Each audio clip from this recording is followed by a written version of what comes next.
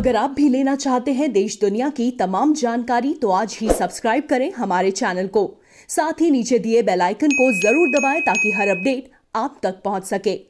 नमस्कार, प्रभात साक्षी देख रहे हैं आप, आपके साथ मैं हूं अंकित सिंह। बिहार में किसकी सरकार, जो शुरुआती रुझान आ रहे हैं उसमें महागठबंधन को बढ़त है, लेकिन ये बढ़त इतनी भी ज्यादा नहीं है कि आप अकेले अपने दम पे सरकार बनाते हुए दिख रहे हैं। फिलहाल ये हम बात सिर्फ और सिर्फ शुरुआती रुझानों की कर रहे हैं जो 10 बजे से पहले तक के हैं। आपको ये भी बता दें कि एनडीए महागठबंधन से 10 से 15 सीटों पर पीछे चल रहा है, लेकिन सबसे बड़ी बात यह है कि इस चुनाव में चिराग फैक्टर उभर कर सामने आया है। चिराग पासवान जाहिर सी बात है 8 या 6 सीटों पर आगे चल रहे हैं, लेकिन जदयू को सबसे ज्यादा नुकसान होता दिखाई दे रहा है और यही कारण है कि माना जा रहा है कि जदयू को अगर नुकसान हुआ है तो सीधे सीधे चिराग की पार्टी इसके लिए जिम्मेदार हो सकती है। शुरुआती रुझान जिस तरीके से आए हैं, ऐसे में चाहे वो आरजेडी हो या फिर कांग्रेस या फिर भाजपा या जदयू हो, सारे दफ्तरों में फिलहाल सन्नाटा है। इंतजार किया जा रहा है 10 से 12 बजे के तक जो रुझान होते हैं उसके आधार पर ही यह अनुमान जताया जाएगा कि आखिर बिहार में किसकी सरकार बन रही है। आज हो सकता है कि आपको जो रुझाने हैं वो नतीजों में तब्दील होने में वक्त लग सकता है। इसका कारण यह है कि ये चुनाव कोरोना काल में हुआ था और एक साथ 10 ईवीएम मशीन की ही काउंटिंग हो रही है।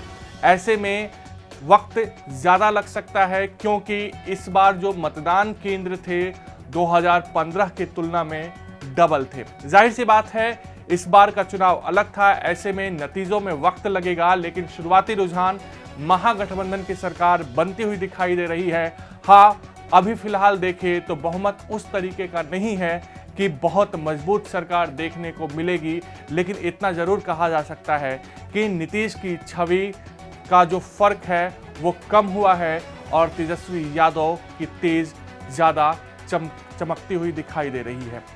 यहीं अगर बात करें हम बिहार में जो बड़े मंत्री थे, चाहे वो प्रेम कुमार हो, वो आगे चल रहे हैं, जीतन राम मांझी आगे चल रहे हैं, नंदकिशोर यादव आगे चल रहे हैं, इसके अलावा राणा रणधीर आगे चल रहे हैं, सुरेश शर्मा मुजफ्फरपुर से आगे चल रहे हैं।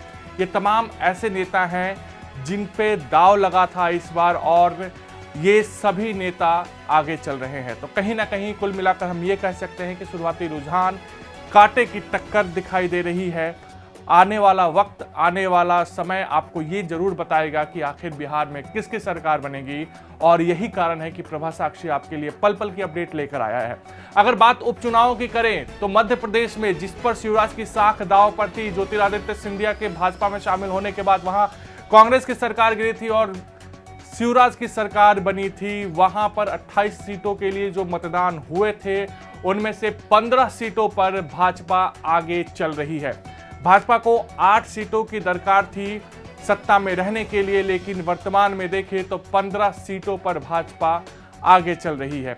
गुजरात में भी भाजपा को बढ़त है, जबकि उत्तर प्रदेश में समाजवादी पार्टी और भाजपा के बीच कांटे की टक्कर दिखाई दे रही है। तो ये था अभी का चुनावी अपडेट। अगले कुछ घंटे में आपसे फिर मुलाकात होगी, तब तक के लिए नमस्कार।